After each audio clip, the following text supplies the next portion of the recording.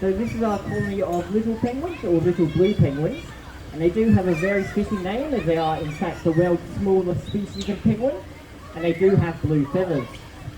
If you think of the larger Antarctic species of penguin, they've got that black tuxedo look, and that's really great for them in a much colder climates where it gets all snowy, as the black colour is really great at catching and trapping heat.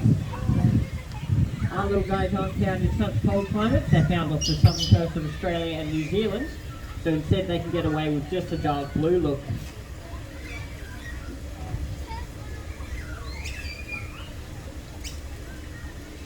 So little penguins are flightless seabirds, meaning that while they can't fly, they are excellent swimmers. We don't have anyone swimming in our pond at the moment,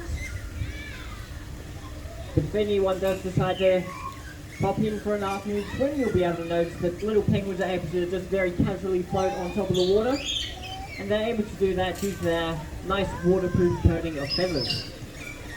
So their feathers act like a kind of wetsuit, trapping a layer of air between them and the outside world, and this helps both to keep them warm while they're swimming, but also helps with their ability to float on top of the water.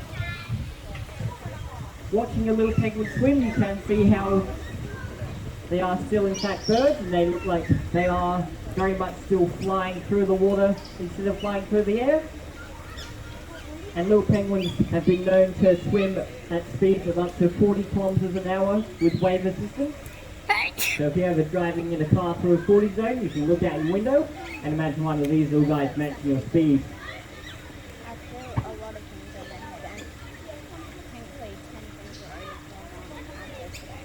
So little penguins' colourful feathers serve a very important purpose, and it's quite common in the marine animals. You can even see it in the fish I'm feeding them.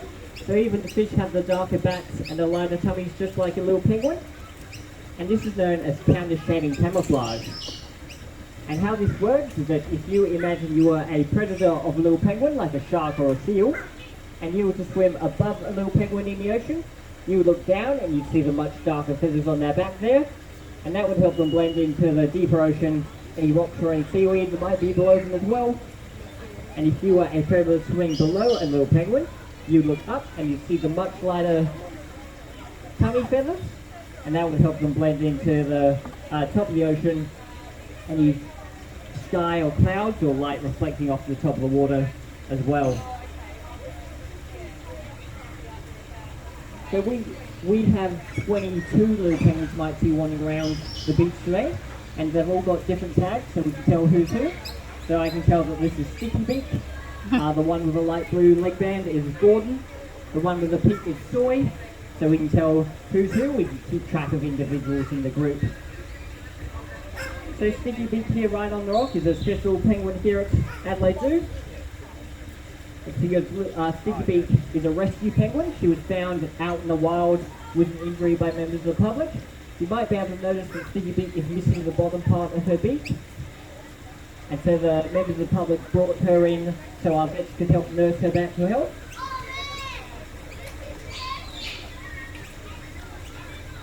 Other two rescue penguins are a penguin named Norman, who's just this penguin in the middle, just standing up there.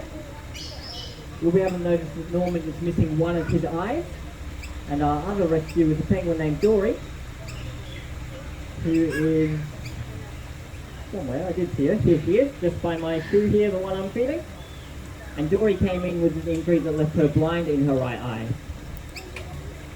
So as I mentioned before, members of the public found these penguins, brought them here to the zoo so our vets could help care for them. And our vets helped nurse them back to health, but decided that due to their injuries they would be much safer staying here with our colony of zoo penguins than they would be being re-released out to the wild. The green tag is Brioche, if there's not a purple one on the other side. So that's Brioche. Gordon is this one with the light blue, and Norman is just that penguin kind of standing straight, facing us.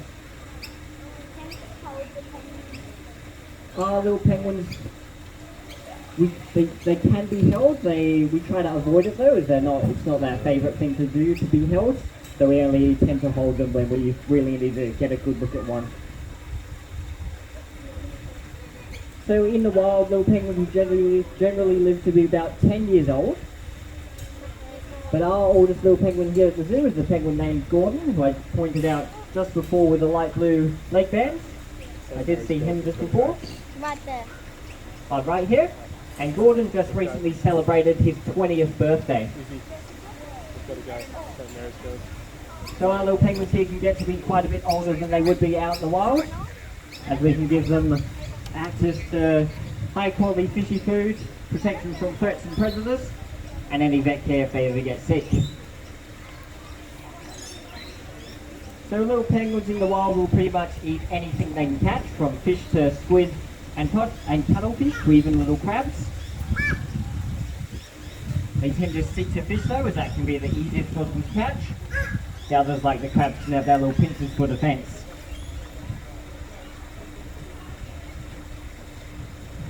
So in the wild, little penguins will spend pretty much all day out at sea catching our fishy food sources. And will come home back to shore at around dusk or after sunset.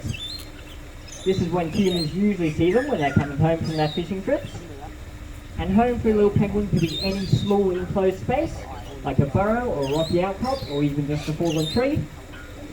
And here at the zoo we provide them with those small enclosed spaces with the use of these nesting boxes you can see scattered around the beach. So those are the green, blue and orange boxes. So our little penguins, they'll wander around the beach here, they'll pick up any fallen leaves or fallen pieces of bark, and they'll drag that home to make a nice little nest for themselves.